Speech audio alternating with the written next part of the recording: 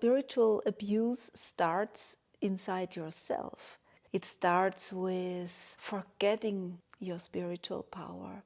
Oh, this priest over there, it's so important what he says. Oh, this guru over there, it's the truth what he says. Oh, this successful author, he must know what's right for me. Yeah, it starts there.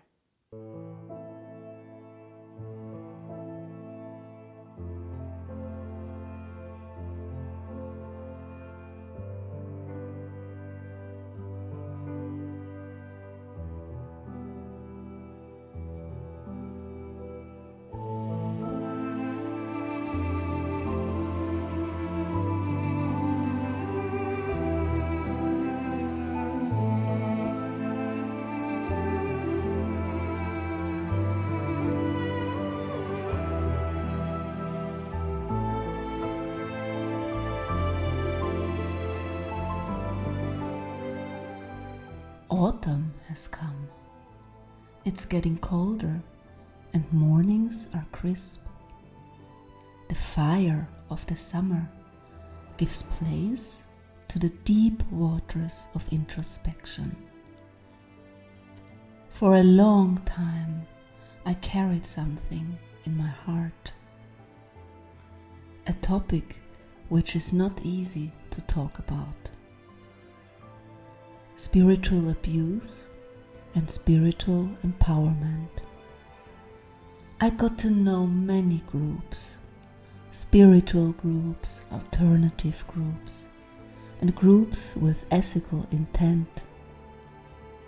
I was participant and I was teacher. I saw many things, good things and bad things. In my visions, I got a symbol, the sword. It helps me to be clear and to find the right words, to remember and talk about how we lose our spiritual power and how we can regain it as individuals. We are all spiritual beings. It's the heritage of our soul. It's natural.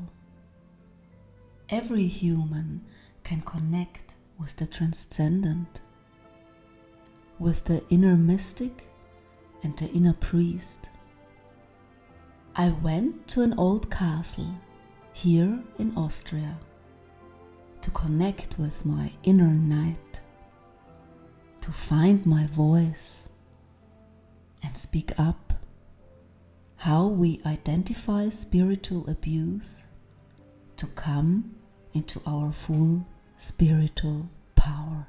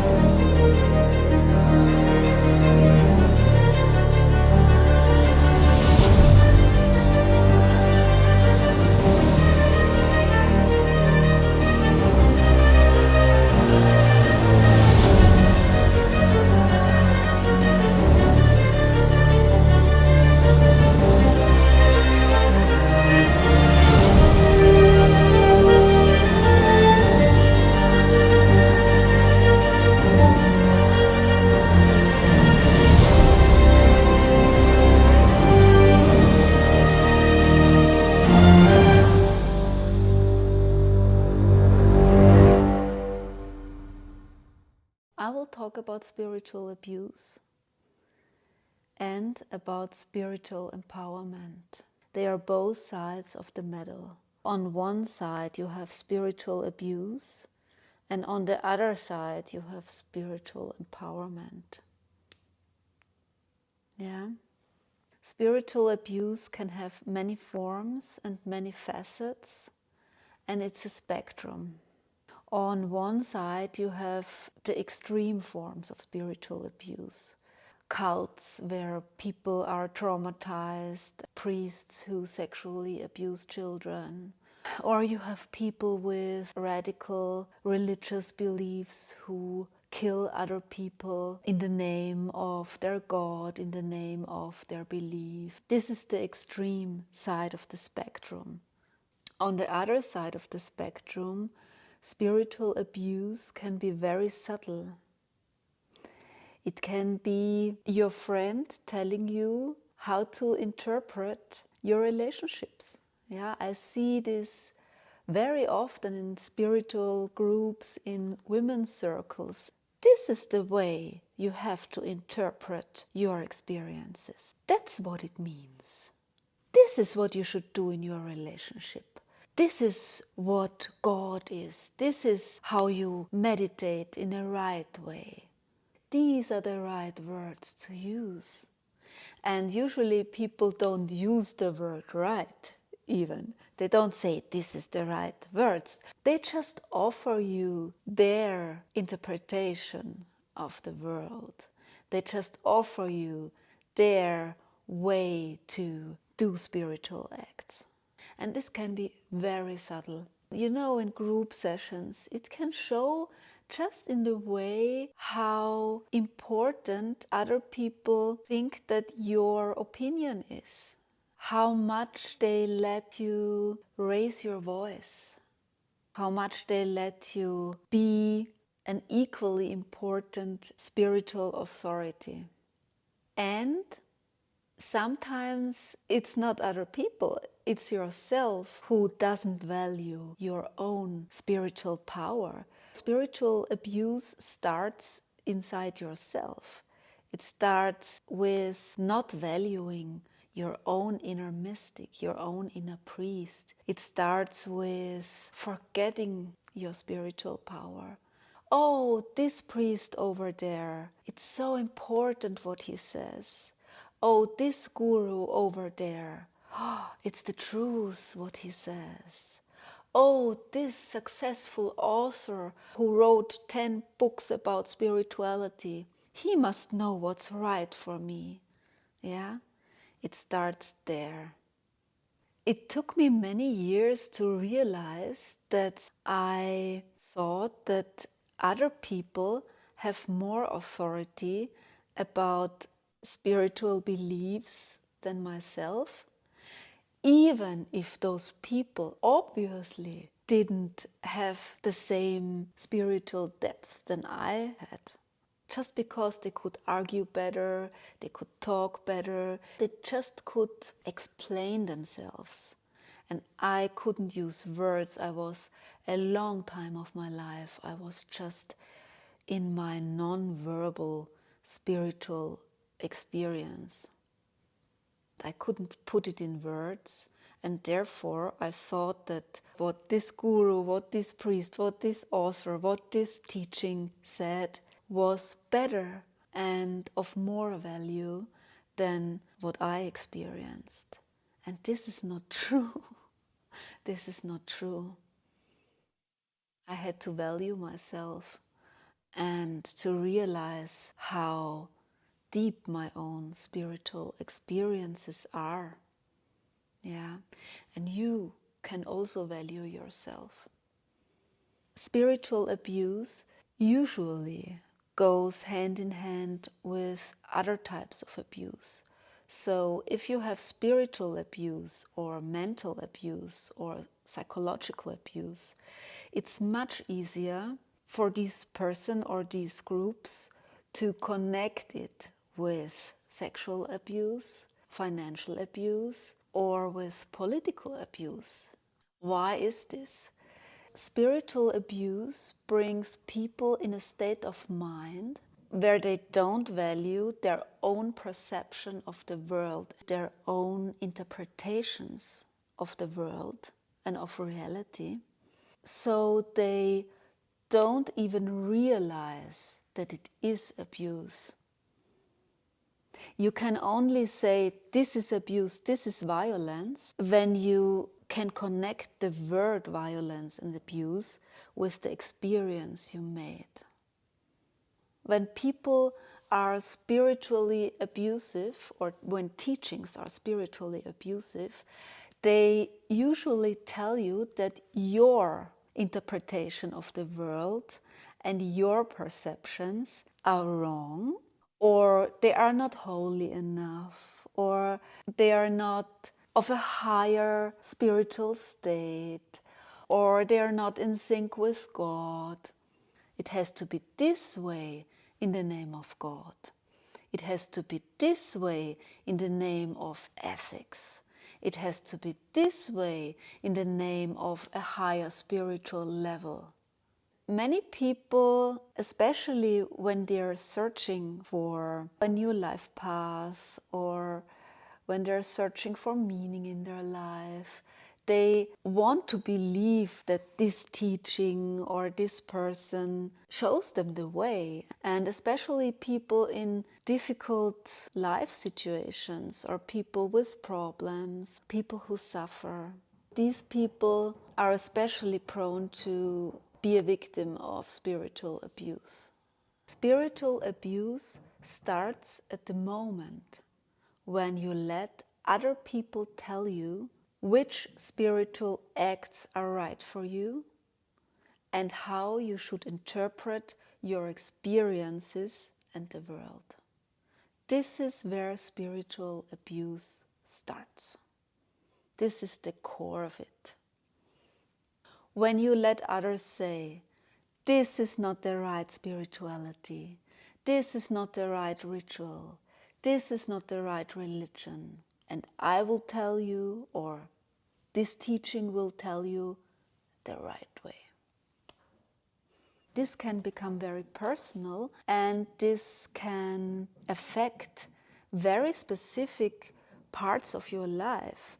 It can affect how you dress. When people tell you, oh, you should wear white clothes, no black clothes.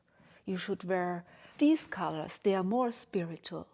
Or when people tell you, you're too sexy, don't dress so sexy, that's not spiritual, that's not holy. Or when they tell you what to eat, when they tell you what to think about yourself. Spiritual empowerment is about boundaries. It's about your boundaries, my boundaries. It's about the boundaries of an individual. You feel your boundaries with your body, non-verbal. Yeah, your body reacts. It's an inner knowing. This is good and this is bad for me. It's instinctual. To be in contact with your boundaries is something very instinctual. You cannot define your boundaries with your rationale or with your logic. And this is also why you should not argue with other people about your boundaries, because you cannot argue in a logical way. And people who are better in arguing, they will tell you 100 reasons why your boundaries are bad or why it's not good to have boundaries. In the spiritual scene, there are teachings which say that boundaries are something bad because they separate you from other people and you should be one with everything. It's only your ego that tells you to have boundaries. Yeah, in reality, boundaries don't exist. You should do what the collective says and what the collective does and what ideology says. Yeah, don't listen to your body, don't listen to your boundaries. It's only your ego. Individuality doesn't exist. You don't exist as a separate being. That's bullshit. Such a bullshit. Yeah, and you should know that this is bullshit.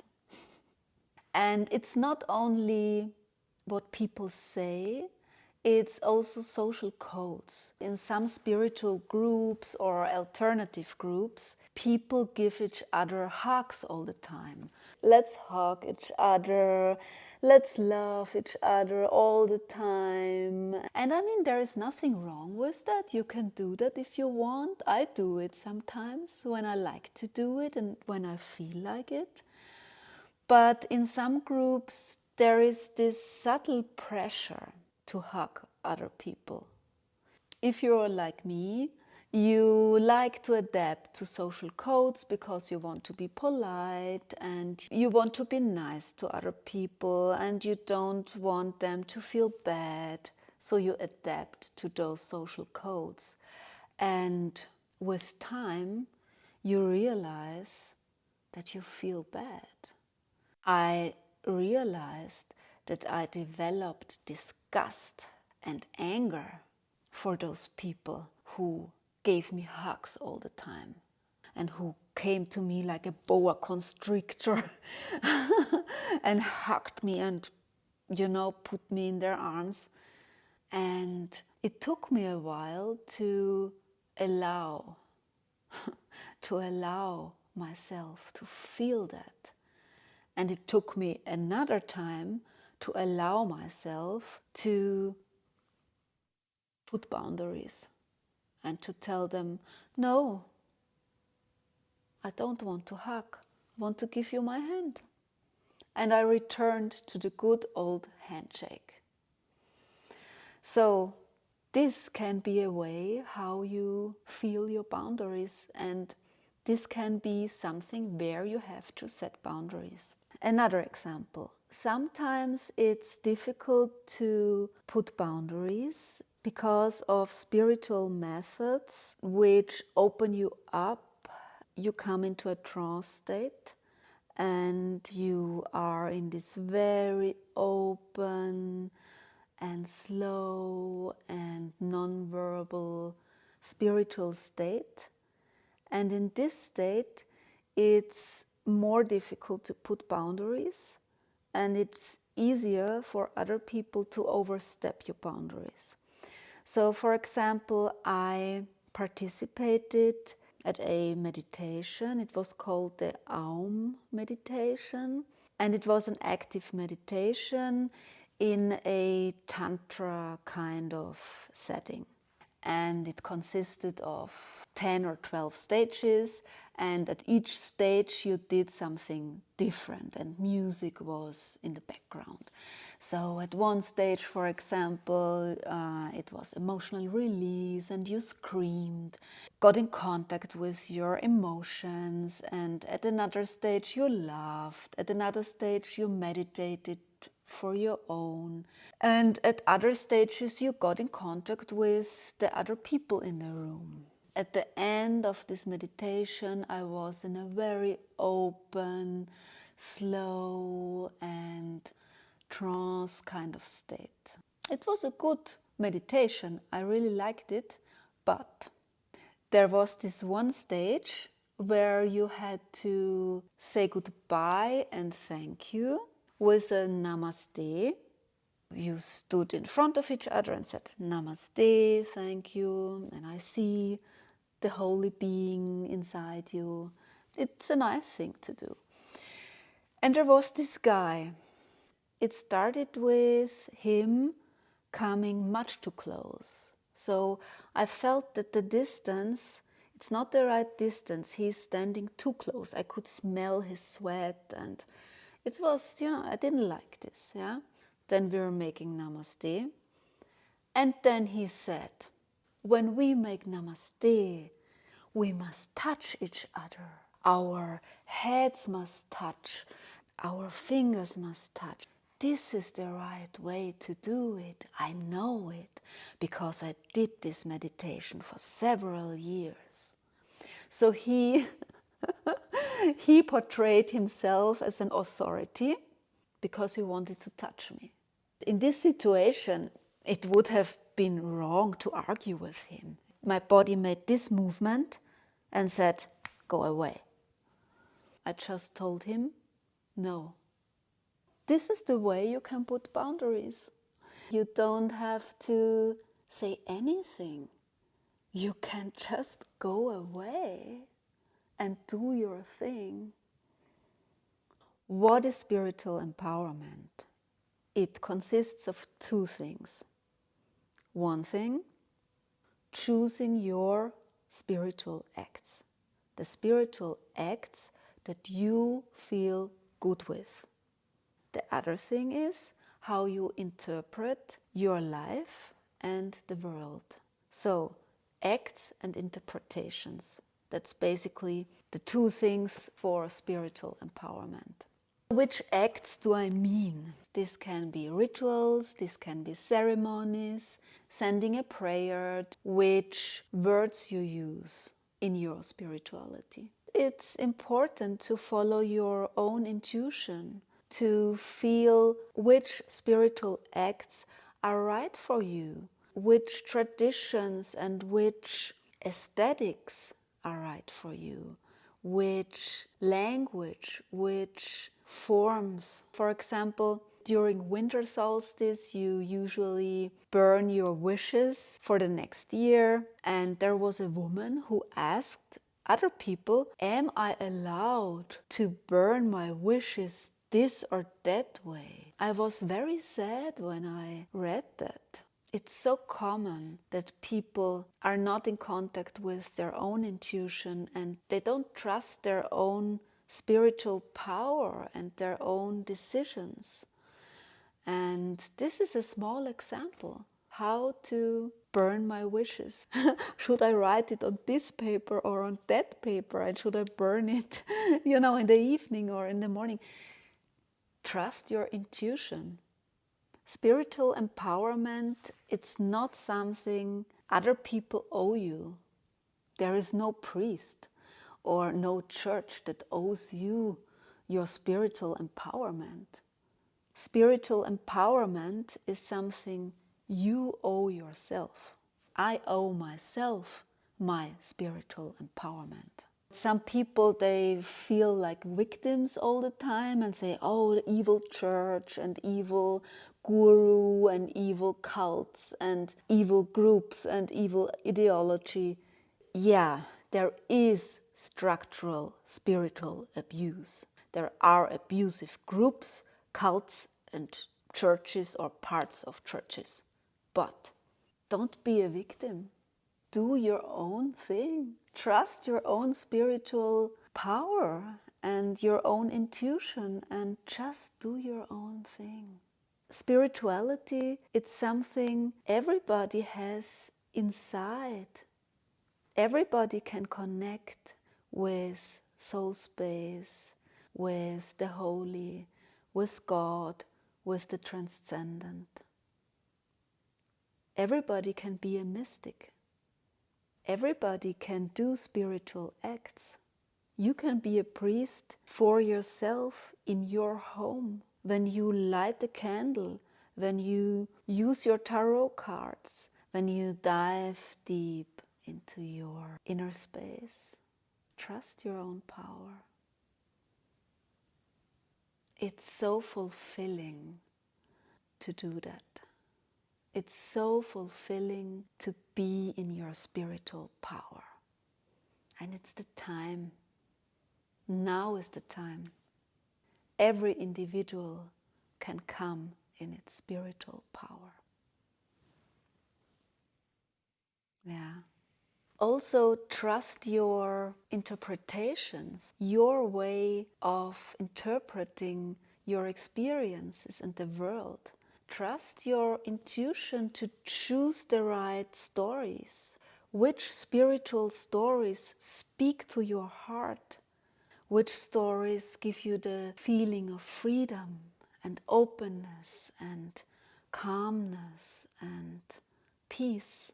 Just choose these stories and not those stories which give you a feeling of narrowness, which blame other people. Use the narratives you find fulfillment in.